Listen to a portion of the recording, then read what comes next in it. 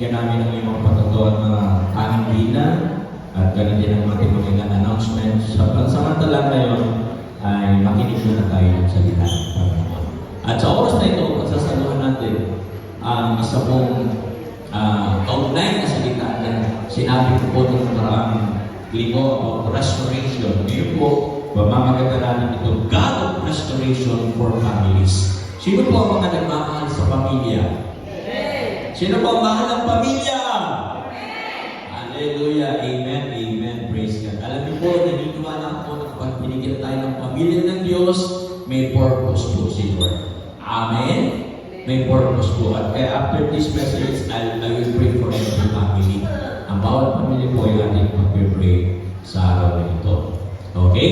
Malachi chapter 4 verse 6. Ang sabi po dito sa NASB version, yung American Standard Version, ang sabi po dyan, He will restore the hearts of the fathers to their children and the hearts of the children to their fathers. Ulitin ko, He will restore the hearts of the fathers to their children and the hearts of the children to their fathers. Pagpalain ng Panginoon ang pagkamasa nito ng kanyang mga salita. Father, in the name of Jesus, bless po ang iyong mga salita.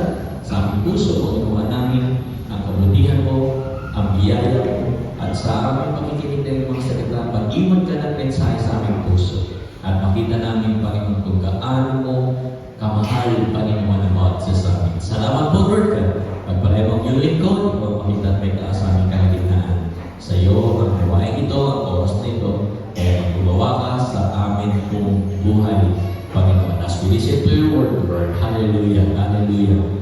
Tulungan mo kami, Panginoon, maunawaan ng mga salita. Ito po kami dalangin sa pangalan ng aming Panginoon na si Jesus. Amen, amen, and amen. Praise God! By the way, welcome po kay Brother Francis at kay Brother Roger. God bless you. Welcome sa sambayan ng Panginoon. Okay? So, may po ay pakinggan natin mga kapatid ang salita ng Panginoon mula sa Malachi chapter 4 verses. Actually po, ito po ang unang ministry, ang unang pagpapakita kay John the Baptist, mga kapatid, kasi siya po yung mag-prepare ng daan ng Panginoong Jesus. At tinutukoy po dyan, mga kapatid, ay si John the Baptist. But also, mga kapatid, ang word na ito is preparing, mga kapatid, to make sure na yung mga dating hindi magkakasundo ay pagbabatiin ng Panginoon. Amen! Hallelujah! Alam niyo ba, God wants that. Yung pong restoration na yan, yung pagkakasundo na yan in every families. Alam niyo ba yun, mga kapatid? By the way, ako'y naniniwala na every family has issues. Right? May mga issue lahat ng pamilya. Walang family na walang issue. Mga kapatid, kung walang ang issue sa buhay, you have only two choices. Mga kapatid, you are either 6 feet under the ground or in a jar. Yun lang yun. Di ba? Mga kapatid sa Lord, kung hindi ka nandun sa lupa, nandun ka sa jar. Yung pagkasulog ka. Okay, ganun yun, mga kapatid. Pero habang buhay pa tayo, mga kapatid, habang buhay ka pa, may issue. Amen! Kasi we all interacting with each other, mga kapatid. And in the interaction, magandang umaga po sa mga kapatid na dumarating. God bless po sa inyo. Pagpanayin po kayo ng Panginoon. Welcome po sa bahay ng Panginoon. Okay?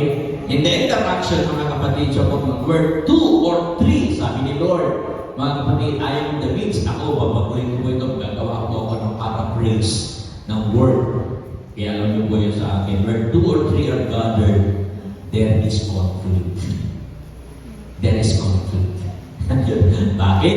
Kasi every time you bring together, mga kapatid, 2 or 3 individuals, mga kapatid, with different personalities, different backgrounds, different opinions, coming from different places, usipin nyo, mga kapatid, hindi pa pwedeng hindi magkaroon ng conflict. Amen? Kaya nga, yung mag-asawa, coming from 2 different backgrounds, ang tagal bago magkasundo at magkaunawaan. Diba? Walang mag-asawa hindi na nag-away.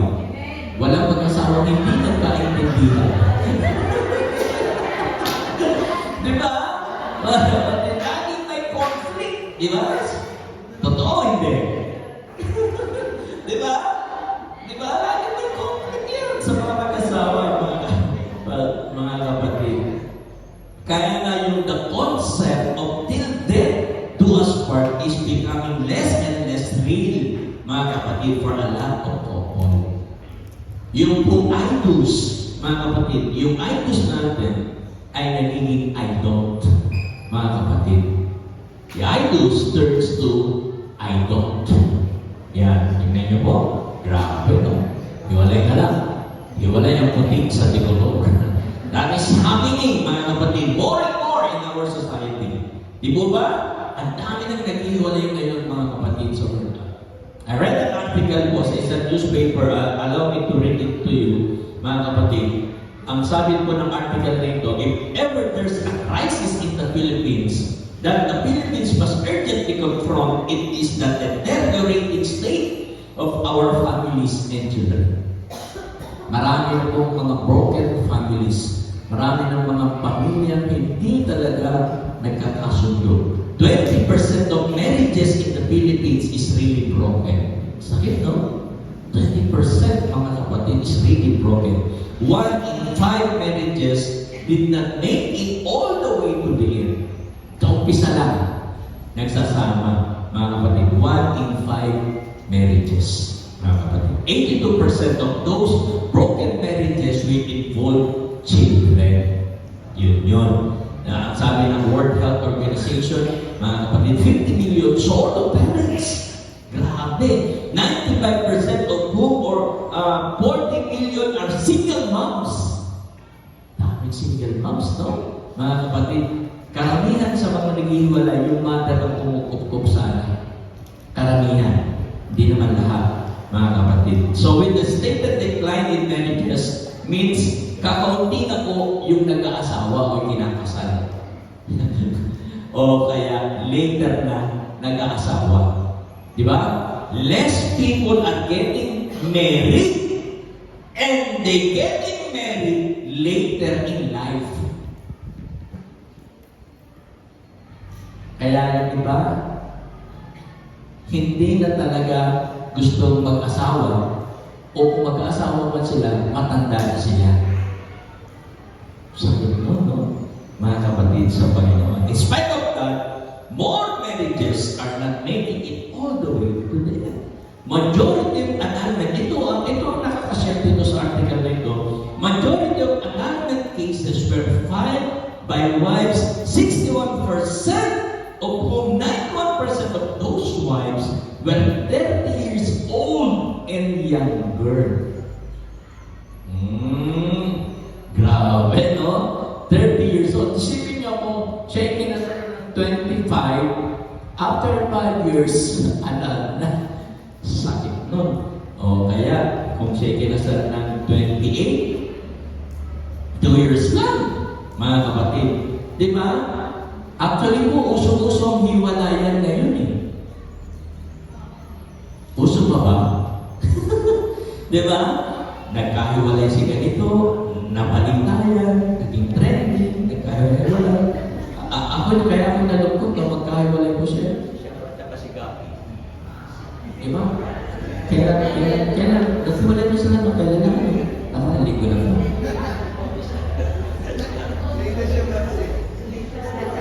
Grabe. Dahil sa hiwalayan issues, mga kapatid sa Panginoon, yung iba, monthsary ang sineselebrate. Hindi anniversary. No? Kasi natatakot sila baka hindi na sila umabot sa anniversary. Kaya every month, nagsiselebrate namin sila. At least, may sineselebrate nila every month. Diba? So, yun yung fears natin, yung takot natin. Kaya, hindi nakakatakot kasi kung mag-celebrate tayo sa anniversary, baka hindi na tayo mabot doon. Kaya every month na lang mag-celebrate tayo. Kaya yung iba mga mag-boyfriend, mga kapatid, monthsary na lang. Kaya uso yung monthsary, mga kapatid, dahil hindi na po nagtatagal yung iba at pagkalipas lang ng ilang mga buwan, iba na uli, mga kapatid sa Panginoon. Well, there are many reasons why a marriage might fail, mga kapatid. Some might be biblically acceptable, but some other reasons are. Okay? Well, mga kapatid, we will not place judgment on that. There are also many reasons why a woman would rather raise her child by herself rather than stay in an unhealthy and harmful relationship. Di ba?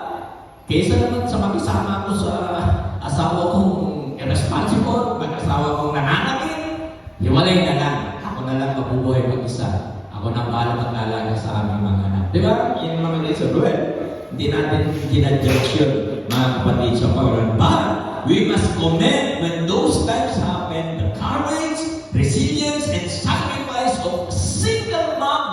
Mga kapatid, in some cases of a single dad. Hallelujah. There are also many legitimate reasons for the OFW phenomenon. Yung po mga nag-abroad, mga kapatid. One parent or both in abroad, iniwan yung mga anak sa kanilang mga lolo, lolas, mga tiyahin, sa mga yaya, kung kanino man, just to provide for a better future for their children.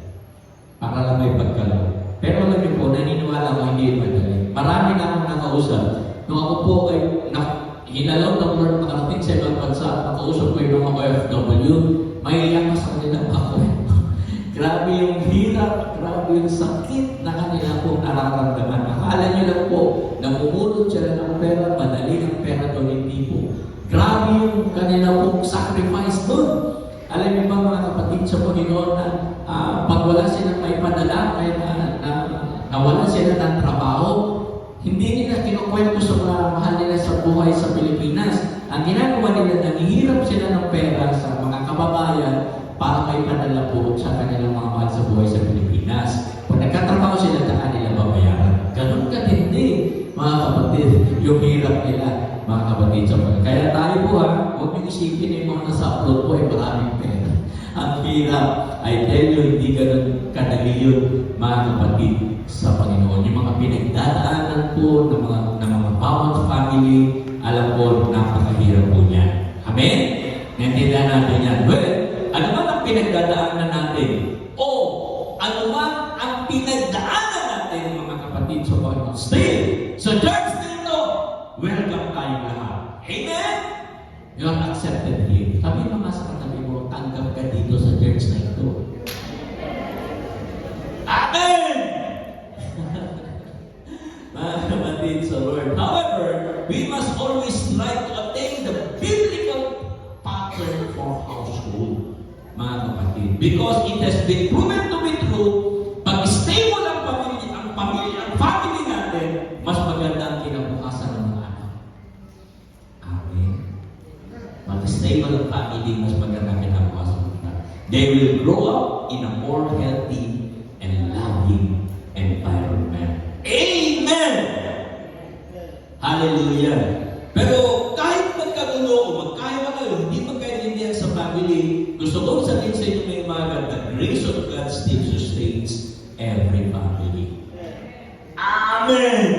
Ngayon, bigyan po kayo ng ilang mga principles po para sa mga household at tingnan natin kung ano po ang nasa isipan ng Diyos pag pinag-uusapan ang family. Ano ba nasa mind ng Diyos kapag pinag-uusapan ang bawat pamilya? Number one, mga kapatid sa Lord, God desires to save not just individuals, but family. Wala bang amin dyan? Hindi lang ikaw ang gusto iligtas ng Diyos. Gusto niya iligtas ang iyong pamilya. Parang hindi nyo nakukuha yun, mga kapatid sa Lord. Parang ayaw niyo, parang ako na lang. Baka sa kung sa labutan ng pera. Hindi ganun yun. Mga kapatid sa Lord, gusto iligtas ni Lord ang ating buong pamilya. Right? Andiyan po ba tayo? Mga kapatid, pero siyempre po, mag-uumpisa yun sa isa. And usually, ganun lang nangyari. Then the other members of the family will be saved. Mga kapatid. Hindi instant, gradually, ililigtas ni Lord ang ating pamilya. Meron bang pangako ang Lord sa kanyang mga salita dyan? Yes. In Acts chapter 11 verse 14, tingnan natin kung ano sinasabi ni Acts 11 verse 14. He will bring you a message through which you and all your household will be saved. Amen. You and your household will be saved. Acts 11 verse 14. Grabe, no? Yan pa yung promise ng Lord sa atin. At ito ay isang familiar na verse natin, Acts 16 verse 31. Believe in the Lord Jesus and you will be saved, you and your household. Amen? Pag sinabing household, hindi lang po yan yung mga nanay, tatay, mga anak. Kasama po dyan yung mga kasambahay. Ililigtas din ng Diyos sila. Then yung mga kasama niyo sa bahay, mga tita, katulong, yaya, driver, Johnny, Chewy, Lolo, yung basta nasa household siya, nandun sa loob ng bahay, kasama sila sa ililigtas ng Diyos. Andiyan ba kayo? Mga kapatid, hindi lang ikaw, kasama sila lahat, mga kapatid, sa Panginoon. Alam niyo po, naalala ko po, nung ako ay nasa Qatar, mga kapatid sa Panginoon. Sabi ko, bakit kaya sa hirap ng mga pagpunta sa mga churches po doon sa ibang bansa, kasi lalo na sa Qatar, sa Middle East, hindi po ganun kalaya na pumunta ang mga tao sa simbahan. Bakit? Kasi una, ang church po doon ay hindi po katulad natin na may mga cross, may mga pangalan ng mga churches. Hindi po doon ang address ng church ay yung bahay at yung number. Hahanapin mo lang yan doon sa kanilang Google Map kung nasaan siya, kung saan lugar, tapos titignan mo yung mga number, kung saan nagdadaos sila ng gawain. Kasi sa bahay lang sila nagdadaos. Bawal po doon yung ganito, magtindig ka ng church, o talagang mga pangalan ng Christian church. Bawal po yun, mga kapatid sa Panginoon. Kaya yung mga mananampalataya doon, sa bahay lang sila nag-church. Walang pangalan. Yung pangalan nila sa loob. Yung pangalan ng church, halimbawa, Jesus is Lord, Ebenezer, nandun lang sa loob yun. Hindi pa pwede i-display sa labas. Bawal yun. Pero alam niyo po, napansin ko na every Friday, kasi Friday po ang kanilang service na hindi Sunday. Every Friday po yung pinaka-Sunday nila, yung free sila super. Every Friday, mga kapatid, napapansin ko, kahit mahirap, kahit hindi ganun, ang accessible po yung pagpunta, napapansin ko, ang daming pumupunta. Ang daming mga mananampalataya nagtitipon doon sa church. Sabi ko, bakit ganun? Di naman ang hirap mamayahe, pagbiyahe, ang hirap pumunta sa mga lugar ito, hanapin ko pa. Pero bakit ang dami pa rin nag-church? Ang dami pa rin naliligtas sa lugar na yun. Isa po sa nakita ko, mga kapatid sa Panginoon, yung alaga po ng transport ministry. Alam mo yung ministry na ito, yung bawat church doon ay meron po silang van o meron silang isang sasakyan na ginagamit ng pagsundo at paghatid sa mga dumadalo sa kanilang church. Grabe yung ministry na yon, mga kapatid. Kaya na sila yung mga OFW doon sabi, uy, maganda ka, dadaan ka ng product mamaya nito, dadaan siya nito, pero pupunta ka sa church. Ganun po, iniipon nila yung mga tao sa sasakyan, nakakailang balik sila at dinadala nila sa church. Kaya pala, ang dami pong mananampalataya ng church kahit mahirap dahil po sa ministry na yun. Sinusundo nila yung mga mananampalataya at kung uwi na, binabalik din naman nila sa kanyang mga bahay. Kaya yung mga mamamayan ko, yung ating mga kababayan, mga kapatid sa Panginoon, hindi sila lang problema ng pagpunta sa church kasi alam din nila sa oras na ito dadaan yung sasakyan ng church at susunduin sila. Kaya nagpe-prepare sila, hindi sila makatakas din. Dahil na tayo sa kanya, nandiyan na, halika na! Grabe, no? Mga kapatid sa Panginoon, iniisip ko, pwede kaya yun sa church natin. Yung mga miyembro pupuntahan sa bahay dadaanan para makapag-church. Pwede kaya? Pwede ba yun? Kahit naglalakad ka lang, may dadaanan kang bahay ng kapatiran. Oh, dadaanan kita. Huwag kang tatakas sa church tayo. Pwede kaya yun? Ano tingin nyo? May sasakyan naman, susundin kita. Huwag kang tatakas. Dadaanan sa bahay, huwag kang tatakas. Pwede kaya yun, mga kapatid? Ano tingin nyo? Mas dadami kaya tayo pag susundo tayo ng mga tao, hindi ng mga believers, kahit yung mga unbelievers na gusto nating dalhin sa church, pwede kaya yun? Ang tingin nyo? Grabe, no? Mga kapatid sa Panginoon. Well, kung gusto natin silang masay, kung gusto natin talaga sila makakilala sa Panginoon, at gusto natin ma-experience nila yung church, so mag-inisip tayo. Sige, pupunta ako sa ganito. Hindi ako pupunta sa church na nag-iisa. Magsasama ako. Amen. Amen. Amen! Praise God. Alam mo, pag naiintindihan niyo po yung sinasabi ko, mga kapatid, I believe sa taon ito, siguro magsisiksikan na lalo tayo, mga kapatid sa Panginoon. Ganun yan. Kasi si Lord gusto niya iligtas ang lahat. Hindi lang tayo. Amen! Yung household natin, yung mga kasambahay, yung mga kasama natin sa bahay, kaya iligtas ng Lord. He wants to say traditional families. Of course, yan yung husband, wife, and children, yun yung traditional families. He also wants to say blended families. Ano yung blended families? Yung kasi may mga husband na mayroong wife na nagkaroon ng relasyon sa iba, sa mga past relationship nila, nagkaroon sila ng mga anak. Ayan po yung mga blended families. Nakihalo na sila, mga kapatid. So gusto rin siya iligtas ni Lord. Amen? Okay, yung mga broken family, di ba? Ayan, mga kapatid. Gusto pa rin siya iligtas ni Lord. He also wants to save single parent families. Mga single parent, mga kapatid, by death or by separation. Gusto iligtas ng Lord ang lahat ng mga single parents. Amen! He also wants to save OFW families. Kaya po mga mahal nyo sa buhay na nasa ibang bansa, gusto rin silang iligtas ng Lord. Hindi lang kayo. Kung ang parents nyo, kapatid, o mahal sa buhay na sa ibang bansa, gusto silang iligtas ng Lord. Amen! And He also wants to save extended families. Ano extended families? Yun po yung mga iba't ibang henerasyon na nasa loob ng bahay.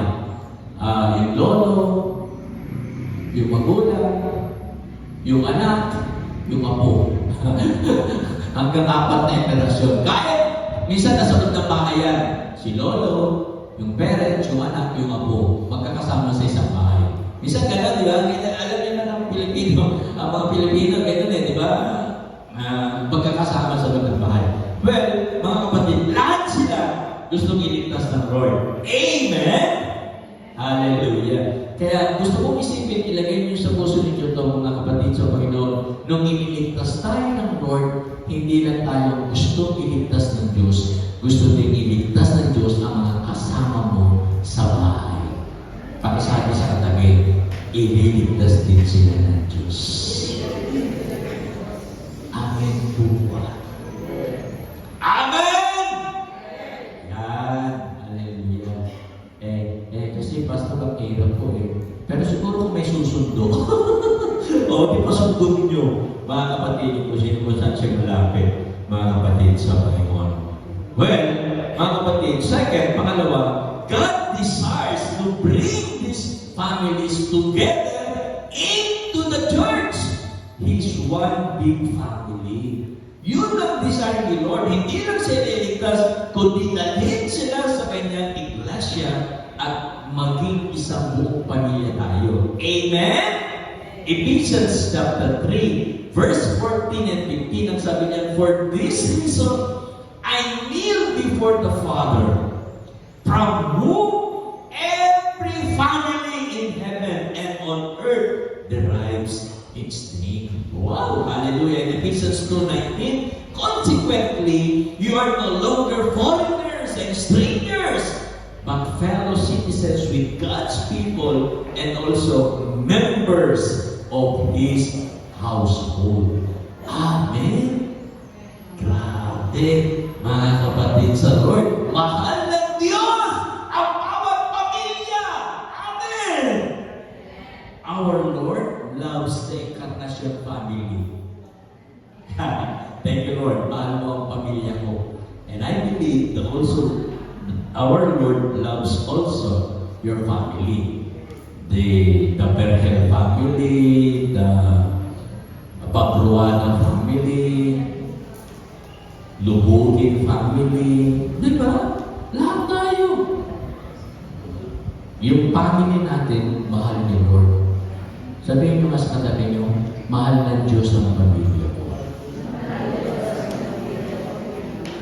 Hallelujah. yan. Mahal Lord ang ating pamilya, mga kapatid. So, He gathers us together, mga kapatid, the different families. Di ba? Lahat tayo, iba-iba tayong pamilya eh. Pinagsama-sama tayo ng Diyos. Dahil iisa ang hilig natin? Dahil ba iisa ang gusto natin? Hindi. Iba-iba ang gusto ng bawat pamilya. Amen po ba? Iba-iba yun. Iba ang pamilya gusto mag-church. Yung ibang pamilya gusto pumunta mamasyal. Yung ibang pamilya gusto pumunta sa ganito at kung saan-saan. Di ba? Iba-iba yung gusto natin, mga kapatid. Pamilya tayo, pero lahat tayo pinagsama-sama ng Panginoon. Kasama na po sa bawat pamilya yung mga married couple with no children. Kasama yan sa pamilya ng Diyos. Amen? The single parent, the single adult, mga kapatid, you never married. Lahat kasama. Sabi mo sa katabi mo, kasama ka pala. Hallelujah. Siguro namin natin, paano po yung pastor? Ako lang ang Christian sa family namin. Ako lang ang Christian sa family. Mga kapatid, kahit ikaw lang yung Christian sa family mo, kasama ka pa rin. Amen? Kasama ka rin, mga kapatid, para may pag-pray natin yung family mo. Sabi mo sa katabi mo, kalpitin mo, sabi, o tumingin ka sa akin, kasama ka sa pamilya ng Diyos. Pag ayaw ang pansinin, sabi mo, kalpitin mo, lakasan mo ang pagkakay, kasama ka sa pamilya ng Diyos. Kaliwa kanan, kapigin nyo, lakasan nyo, kasama ka sa pamilya ng Diyos. Declare it! Amen? Pag hindi ka pinapansin, lakasan mo, sabi mo, narinig mo ako? Yan. Kasama ka sa pamilya ng Diyos. Amen ba? Mga kapatid, alam niyo po sa church na ito, lahat po tanggap. Amen. Lahat po welcome, mga kapatid. Hindi po tayo namimili ng sasamba sa Panginoon. Amen. Lahat po tinatanggap. Kaya minsan, mga kapatid, Pastor, bakit doon sa church ko? Parang hindi kaya nagbibigay ng dapat ganito naman mag-church. Dapat ganito. Pag mag-church, dapat ang buhok ay parang hinibod ng pusa yung buhok. Diba? Dapat pag mag-church, dapat maayos. Talagang hindi pwede. Parang ano lang. Diba? Isa, alam niyo, wala po tayo ganun. Wala pong signage dyan na pag pumunta ka sa church, dapat ito ang sunod mo. Kaya sa church natin, mga kapatid, lahat ng gabi. Amen po ba? Tanggap, may tattoo ka man o wala, tanggap ka sa church na ito. Diba? May tattoo ka man o wala, tanggap ka sa church. Amen? Yung mga lalaki, may hikaw ka man o wala, tanggap ka sa church na ito. Amen? Eh, basta bakit gano'n? Kasi naniniwala ako, si Lord ang magbabago sa iyo.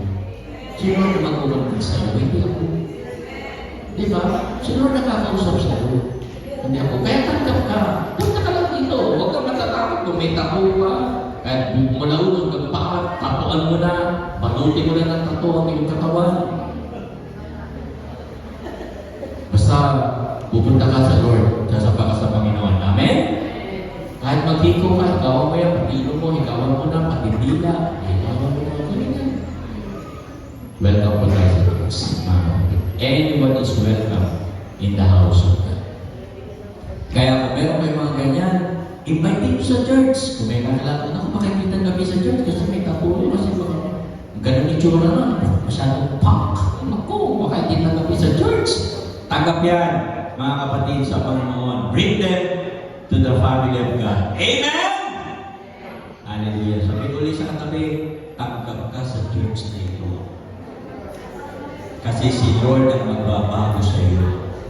Amen! Bakit hindi mo masabi mo? Okay. Number 3, mga kapatid, God's Word gives us guidance of how spiritual family, the church, and every family inside it must live and relate to each other. Yun pala. Grabe, no? God does not leave us, mga kapatid, to figure it out. Ano ba itong bahay na ito ng Panginoon para sa atin? Hindi tayo ang titingin, hindi tayo mag-figure na, mga kapatid. God gives us guidance. And this is how we should live as His family. Sino po dito ang kabilang sa pamilya ng Ebenezer? Inaakin mo ba na ako ay kabilang sa pamilya ng Ebenezer? Taas ang kamay ng mga kabilang sa pamilya ng Ebenezer! Okay, tayo po ay kabilang sa pamilya ng Ebenezer. Hindi po ito basta church, this is a family. Pamilya po ito. Amen po. At kapag kabilang ka sa pamilya ng Ebenezer, dapat disciple ka. Amen? Dapat disciple ka. Are you a disciple? Andiyan po ba kayo? Dapat disciple tayo ni Lord. Amen! Kapag kabilang ka, kung hindi nasabi mo na ikaw ay kabilang, actually, ito si-share ko sa inyo, ito yung niligay ng Lord sa puso ko, nung ako'y nasa Qatar. Sabi ko, ang isang disciple, mga kapatid, dedicated. Dedicated. Grabe yung paglilingkod niya sa Panginoon, kasama ang puso. Grabe, no? Dedicated kasama ang puso. Then, intense. Yung matindi kapag gumawa. Kapag naglingkod, matindi. Kapag may ginawa sa Lord, matindi. Intense talaga. Hindi yung, pwede na yan. Hindi gano'n. Mga kapatid sa Lord, intense. Hindi lang yun. Mga kapatid, ang isang disciple, mga kapatid, submissive. Nagpapasako. Amen. Sabi sa katabi, submissive daw. Amen? Submissive, mga kapatid sa Lord. Yung bang, sige, dahil ikaw ang aking cell leader ko, dahil ikaw ang aking discipler, magsasubmit ako sa iyo. Okay? Kailangan natin yun, yung mga leaders natin, yung mga namumuna sa atin, mga kapatid, yung mga cell leader nyo, kailangan mag-submit kayo sa inyong mga cell leader. Amen? Kung hindi kayo makapag-submit sa inyong cell leader, paano ba kayo magsasubmit sa akin? Right? Naintindihan niyo po? Mga kapatid, kung hindi kayo magsasubmit sa inyong discipler, paano ba kayo magsasubmit sa inyong pastor? Naintindihan po ba? Okay. So, yan po yung disciple, nagsasubmit, mga kapatid, sa Panginoon. And then, committed. Pag sinabing committed, hindi committed ang utak. Pag sinabing committed, mga kapatid sa Panginoon, kahit nararamdaman mo o hindi, patuloy kang maglilingkod sa Diyos. Kahit parang nasa cloud nine ka kung minsan parang down na down ka, pero dahil committed ka, maglilingkod ka pa rin sa Panginoon. Committed sa lahat ng ministry na pinagkatiwala sa iyo ng Panginoon. Then, involved. Lahat ng kasama sa pamilya ng Diyos, involved. Walang hindi kasali. Tanungin mo yung katabi mo, kasali ka ba sa pamilya nito? Involved ka ba? Dapat involved. Amen! Nandiyan po ba tayo?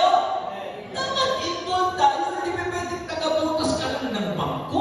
Hindi pwedeng nakaupo ka lang dyan. Mga kapatid, dapat may ginagawa ka. Involved ka dapat. Amen po ba? Mga kapatid sa Panginoon. Kasi kung ikaw ay tagasimba lang at hindi ka involved sa ministry o sa mga ginagawa ng Panginoon, ako, patingin-tingin ka lang, ako hindi ka kasama sa pamilya ng Ebenezer. Dapat kung kasama ka sa pamilya ng Ebenezer, dapat kapag may kilos, kapag may gagawin, count me in. Kasama ako dyan. Amen! And then, hindi lang involved, passionate. Yung kanyang mga ginagawa, hindi pwede na yan. Okay? Dapat passionate. Nandun yung kanyang passion na gawin ang ipinagagawa ng Diyos sa kanya. Ang isang kabilang sa pamilya ng Ebenezer, may passion. Passionate siya. Sa pag-uwi ng soul, nandun yung passion niya. Sa pag-worship, nandun yung passion niya. Sa pagpunta sa church, nandun yung passion niya sa pagpunta sa gawain ng Panginoon. Passionate ka kung kabilang ka sa pamilya ng Ebenezer. At laging mapagmahal. Amen? Mapagmahal sa Diyos, mapagmahal sa kapwa, mapagmahal sa mga lost soul. Diba? Mapagmahal mo ba tayo? Sino po mapagmahal dito?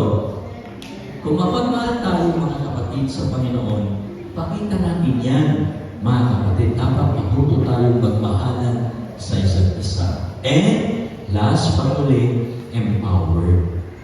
Ang kabilang sa pamilya ng Diyos, empowered. Okay, empowered yan ni Lord. Grabe. Kasama niya si God. Hallelujah. Kasama niya ang Holy Spirit. Empowered. So, ibig sabihin yan, mga kapatid sa Panginoon, filled with the Holy Spirit. Empowered. Kaya sa bawat pagkilos, nandun ang anointing. Sa bawat paglilingkod, nandun ang anointing. Empowered.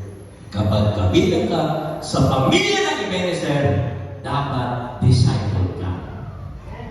Are you a disciple of the Lord? Sino bang disciple? Parang biglang nawala yung mga disciple. Parang may nawalang letter sa akin. Siguro, parang yung iba lang sa akin. Ito lang ako. Hindi! Amen! Tingin sa katabi. May katabi ka bang disciple? Kung may katabi kang disciple, kasama yan sa pamilya ng Ebenezer. Tandaan niyo yan. Sana gusto kong sabihin yan sa lahat ng mag-MC, sa lahat ng tatayo dito. Kung tayo mo'y kabilang sa pamilya ng Ebenezer o ang kabilang sa pamilya ng Ebenezer ay disciple. At pag sinabing disciple, ay yan na yun. Alam mo na yan. Sa uluhin niyo yan. Amen? Parang hindi. Ang hirap sa uluhin ito. Baka mamaya hindi ko magawa, mga kapatid sa Lord. Well, sa pamilya ng Diyos may house rules.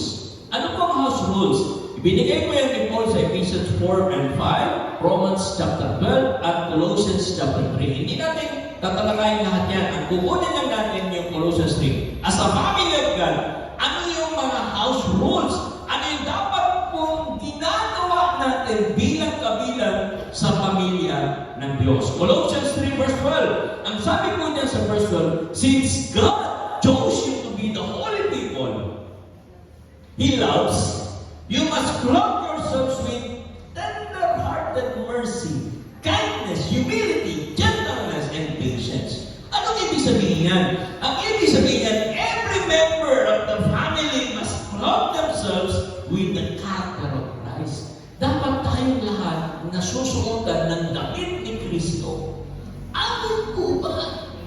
Mga kapatid, at yung salitang yan na yung since God chose you, plural yan.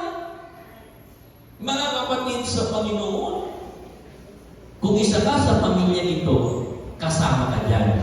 Amen? Dapat nasusundan tayo. Then second, verse 13, make allowance for each other's faults and forgive anyone who offends you. Remember, the Lord forgave you, so you must forgive others. Una, nasusundan. Pangalawa, every member of the family must extend grace and forgiveness to each other on a regular basis. Regular basis. Hindi, mas magpatawad na ako noon. Iba na yun. Pinatawad ko na siya noon. Pero, hindi mo na yun.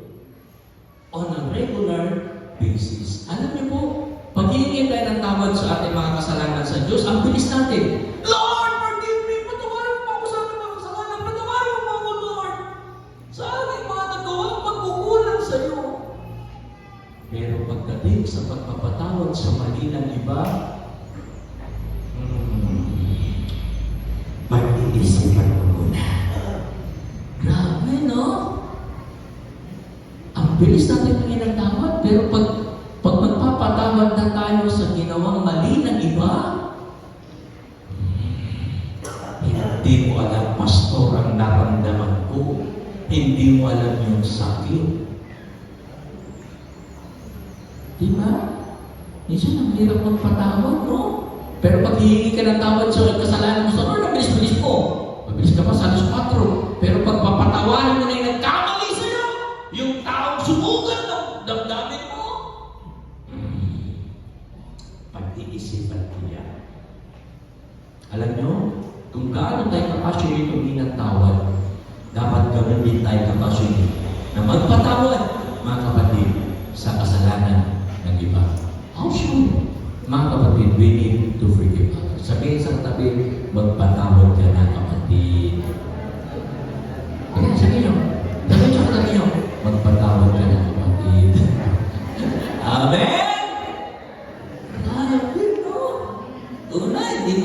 idamit ang sarili mo ng karakter ni Christ. Pangalawa, kailan po ang patawad. Tapos, on a regular basis siya. Di ba? And then, verse 14, mga kapatid, above all, clothe yourselves with love, which binds us all together in perfect harmony. Aba, in perfect harmony. Mga kapatid, although each family member is imperfect, may mga pagkukulang ng sino man sa atin. When you have the love of God, His Spirit produces perfect harmony. Amen? Grabe, no? Tingnan nyo ang example. Bigyan ko kayo ng example.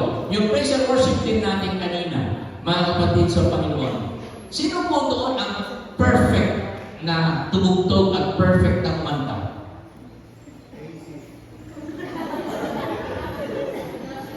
Ha?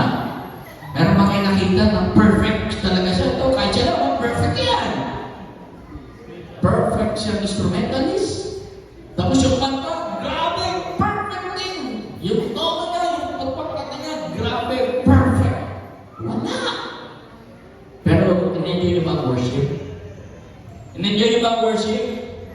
Hindi sila perfect. Pero kapag pinagsama-sama mo sila, with the love of God, mga kapatid, yung harmony, perfect. Andiyan ba kayo? Yung harmony, perfect. Amen po ba?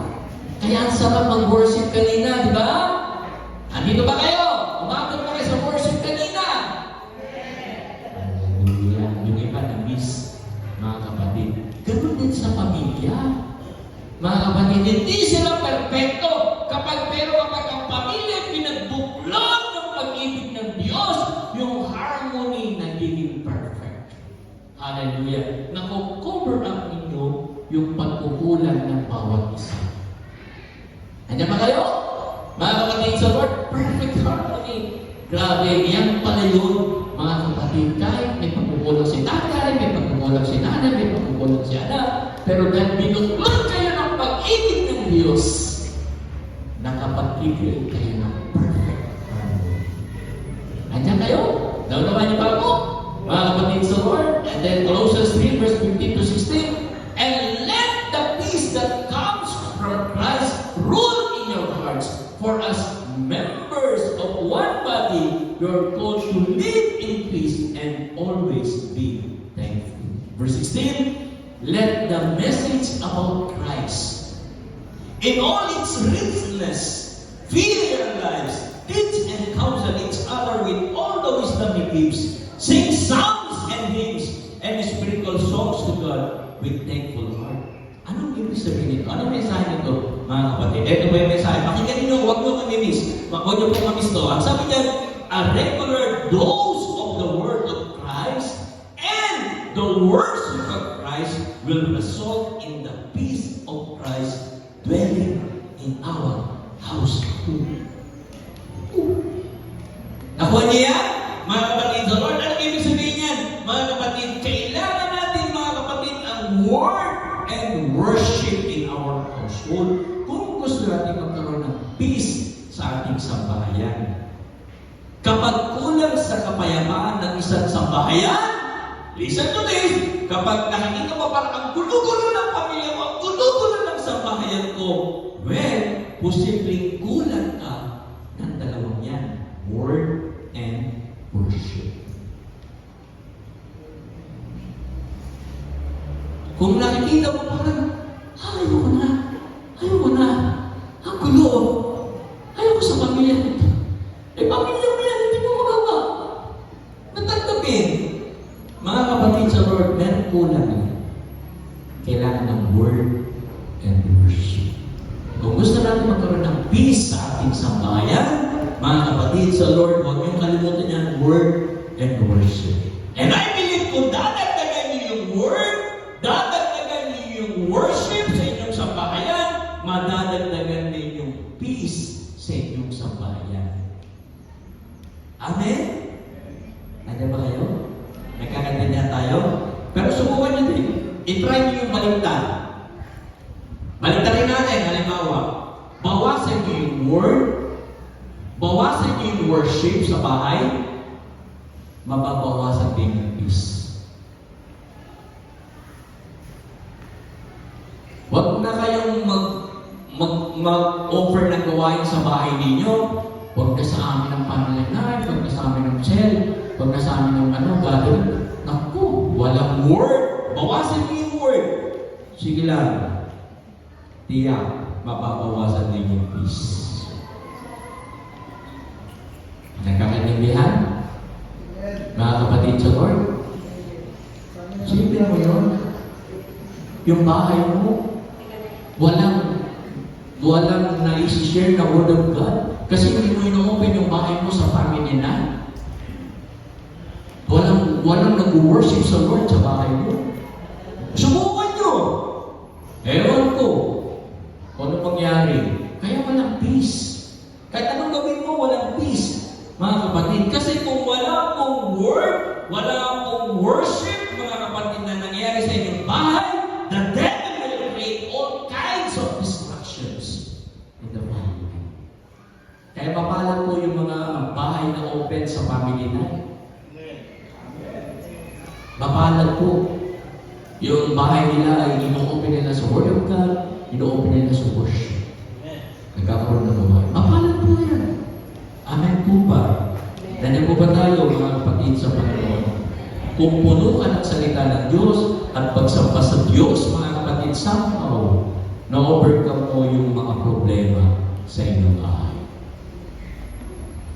I encourage you, this 2024, huwag kang pumayag na walang mangyayaring gawain sa bahay mo. Ay, gusto ko, sa bahay ko mayroong word, meron din worship. Amen? Kaya sabihin niyo po doon sa mga leaders ng family night. By the way, mga leader po ng mga family night natin ngayon, dito sa Ilaya, si Paul Day, sa ibaba po ay si Efraim ni Maika, at sa Santa Cruz si Richard Cacaseri. Kung kayo po ay nasa mga lugar na yan, nagsabi po kayo sa kanila, pwede bang family night sa amin naman? Sa aming bahay. Amen po. Nandiyan po ba tayo, mga kapatid? Kasi ang bahay po na pinupuno ng salita ng Panginoon at ng pagsamba, grabe yung peace na ilalagay ng Lord. Mawawala yung mga alalahanin, yung mga inaalala mo, kasi nandun yung word, nandun yung worship. Kasama yung peace. Amen. Sino po gusto ng peace sa bahay? Ayan. Praise God. Salamat po, mga kapatid. Naiintindihan niyo po ang ating pinag-uusapan. And Colossians chapter 3 verse 17, and whatever you do or say, do it as a representative of the Lord Jesus, giving thanks to Him, to God the Father. Ano po sabihin nito? Every member of the family must learn to be thankful to God and for each other regularly. Hallelujah! Ugaliin natin magpasalamat sa Diyos pagkagising natin sa umaga. Sa umaga pagkagising. Di ba? Mga kapatid sa Lord, thank you Lord! Salamat po. Tapos pagising mo sa umaga, nakita mo pa yung husband ay yung wife mo, andyan pa, gumagalaw pa. Ay, naku, sweetheart, salamat. Nakita pa kita, nakasama pa kita. Amen?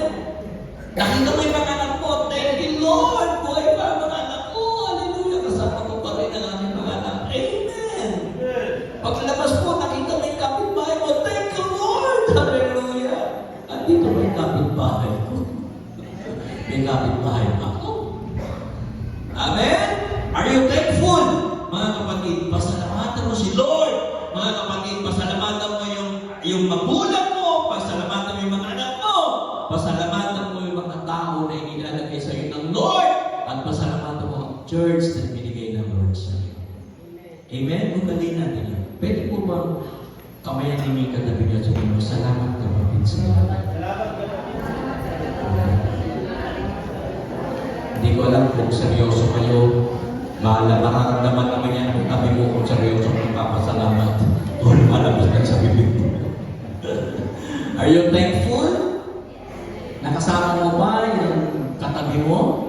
Amen? Are you thankful?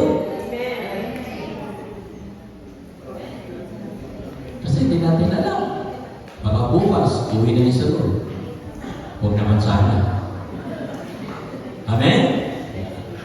Sabi mo, tingnan mo maigi yung katabi mo. Tingnan mo maigi yung katabi mo.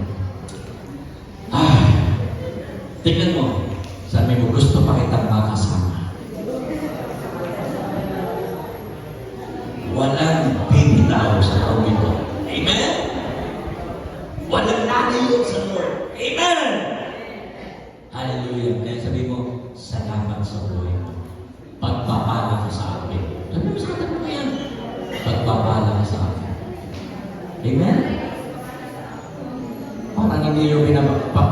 Yung mga nandun sa tabi, ako na lang magsasabi sa inyo, magpapala kayo sa akin. Doon, sa anak, Juday, magpapala kayo sa akin.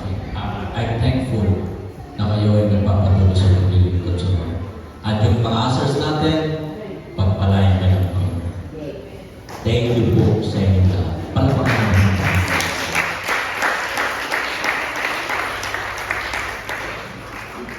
Nagpapasalamat ako sa buhay ninyo. Actually, hindi lang kayo, ang buhay Venezuela ay nasa heart ko. Kaya every time na makikita ko kayo, ako po yung nagpapasalamat sa Panginoon. So when every member of the family displays the character of Christ, extends grace and forgiveness regularly, is clothed with the love of God, reads the Word and worships regularly, is thankful to God and forgives others. Anong result?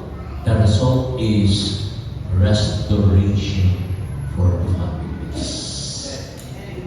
Hallelujah. Amen! Amen po ba? Gusto niyo bang i-restore ng Diyos ang inyong mga pamilya? Gusto niyo po yan? Gusto niyo po mga kapatid at pamilya natin ay pagpalain din ng Panginoon? So gawin po natin yan. Gawin natin yan. Huwag mo kalimutan yan. Remember that mga kapatid. Pero alam niyo po, may starting point yan. At ang starting point ay nasa Colossians 3, verse 1 to 3. Since you have been raised to new life with Christ, set your sights on the realities of heaven where Christ sits on the place of honor at God's right hand. Think about the things of heaven, not the things of earth. For you died in this life, and your real life is hidden with Christ in God. What is the key? The key is life in Christ. Kailangan lang may buhay ni Kristo. Amen? Kapag ang bawat miyembro ng pamilya ay nakatago sa kaluwalhatian ng Diyos, mga kapatid, the life of Christ is flowing in sa buhay ng bawat isa. Kailangan lang ang pamilya natin itago natin sa pamilya ng Diyos. Let me end, mga kapatid, sa Panginoon. Alam niyo po ang pamilya? Ang family, mga kapatid, ay ito. Where each lives for the other and all live for God. Each member lives for the other and all live for God. Let's all stand. Let's all stand. Pwede po bang magsama-sama ang pamilya? Yung kung walang kasamang pamilya, i-represent mo yung pamilya mo ngayong mga ini-invite ko kayo dito sa front. And I will declare that this front is an altar, mga kapatid. Yung po mga pamilya, kunin mo yung pamilya mo, halika kayo, kunin mo yung pamilya mo, punta kayo dito.